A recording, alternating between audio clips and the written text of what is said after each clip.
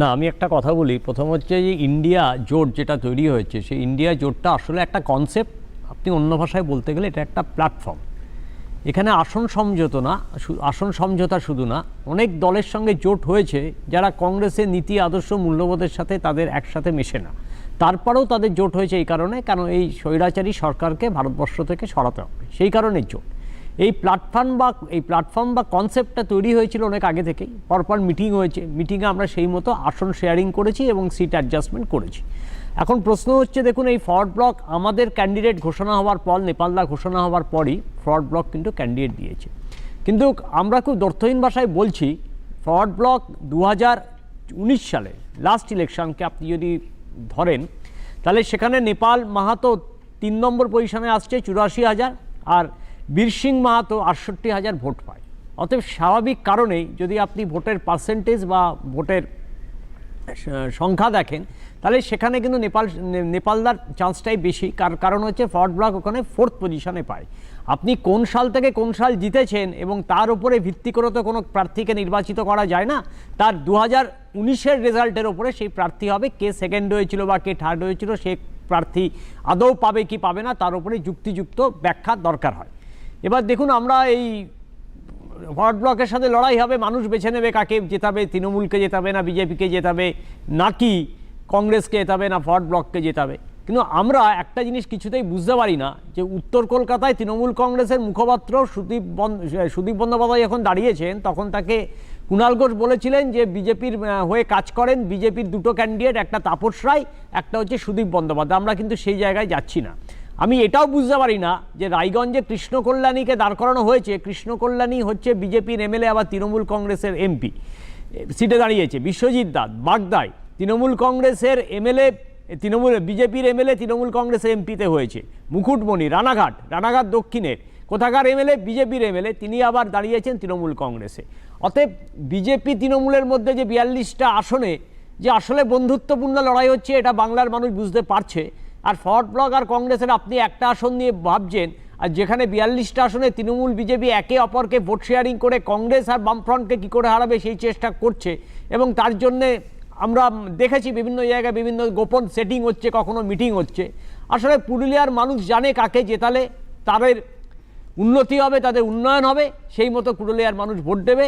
এবং আমার স্থির বিশ্বাস, আমি পুরুলিয়া থেকে ঘুরে এসেছি, আপনারা যেমন জনাদেশ আজকে এই প্রোগ্রাম করছেন, সেখানে জনস্রোতে যে জনাদেশ দেখেছি, সেই জনাদেশে নেপালদা জিতছে বলে আমি আশা করছি।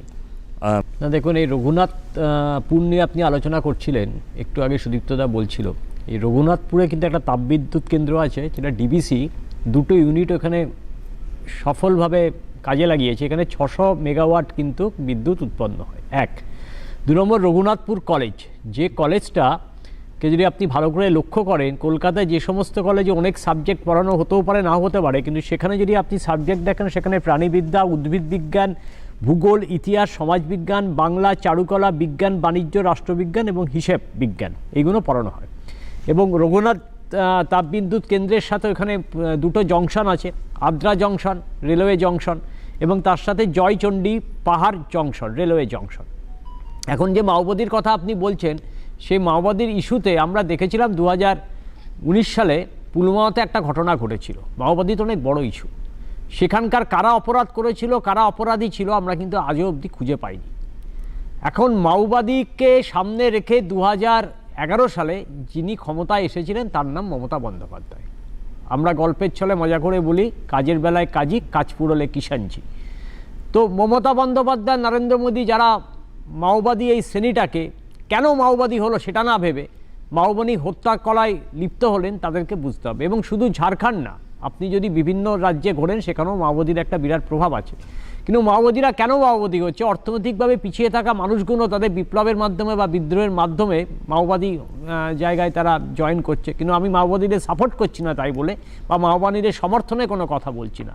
তা ভারতবর্ষের অর্থনীতিকে যেভাবে 2014 থেকে 2024 অবধি গ্রাস করে নিয়েছে, সেখানে পুরুলিয়া বলুন, বাঁকুড়া বলুন, বীরভূম বলুন, যে জায়গায় যাবেন সেই জায়গাতে হতাশা দেখা যাবে। সেই জায়গায় দারিদ্র্য সীমার নিচে আস্তে আস্তে ভারতবর্ষের অর্থনীতি পড়ছে। এবং তার সাথে আমরা দেখছি যে কতিপয় শিল্পপতির শিল্প বাণিজ্য বাড়ছে এবং একটা 68% লোকের কাছে ভারতবর্ষের সমস্ত অর্ধেক সম্পদ, প্রায় 98% সম্পদ চলে আছে, আর বাকি 2% আমাদের সাধারণ মানুষের মধ্যে আছে।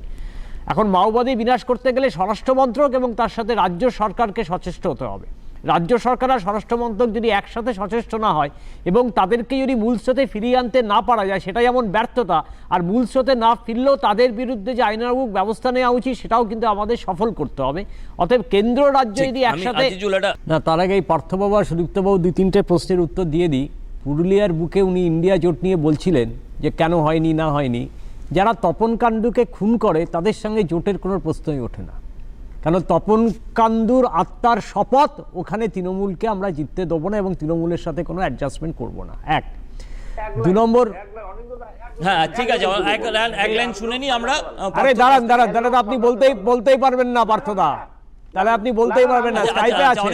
শুধু এই জায়গাটা একটু বলে নি, অনুরোধ করছি।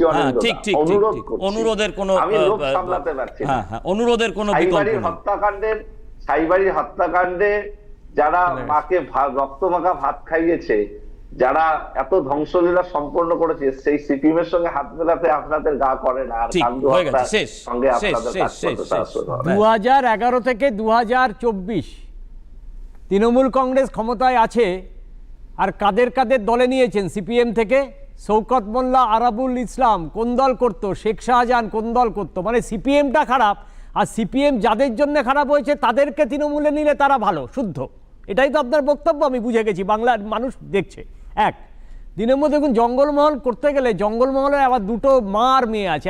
একজন মাকে মমতা বন্দ্যোপাধ্যায়, আর মেয়ে এখন আর মা বলে না, মেয়ে এখন ভারতীয় জনতা পার্টিতে চলে গিয়ে এখন নেত্রী হতে যাচ্ছেন।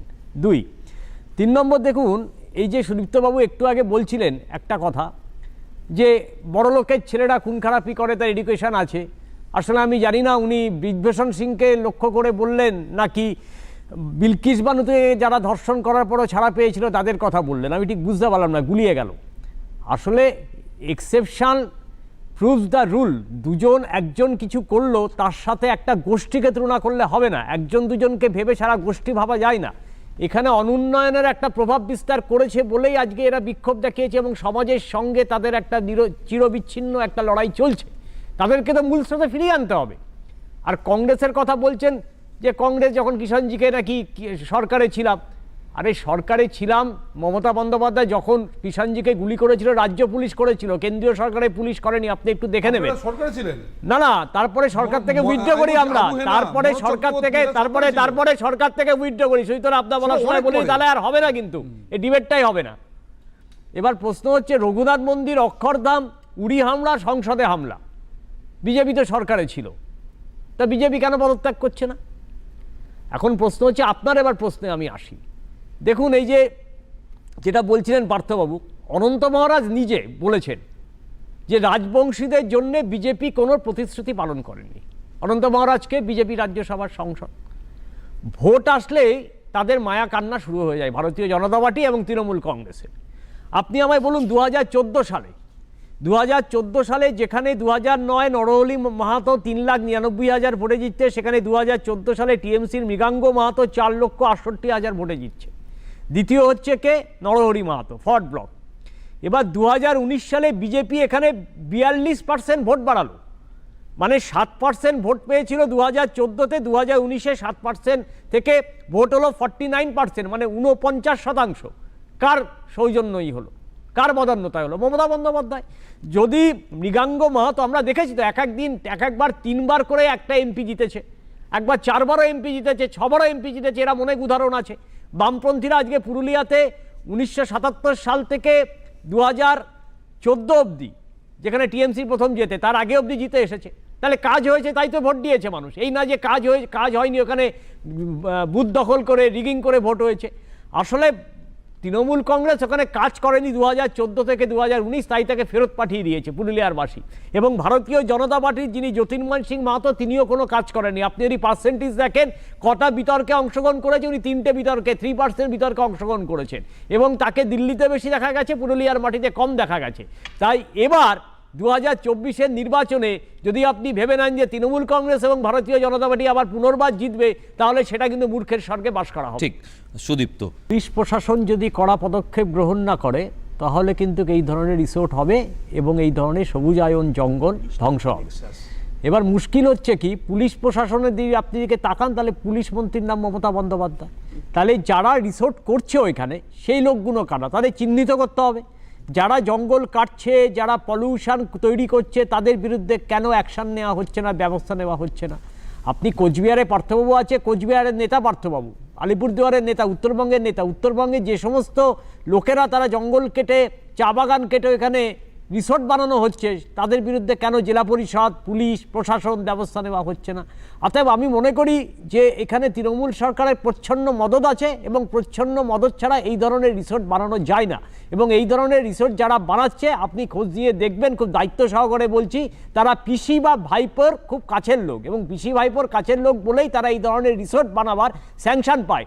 আপনি দেখেছেন কলকাতার বুকে ইল্লিগাল কনস্ট্রাকশনের জন্য মানুষ মারা গেছে।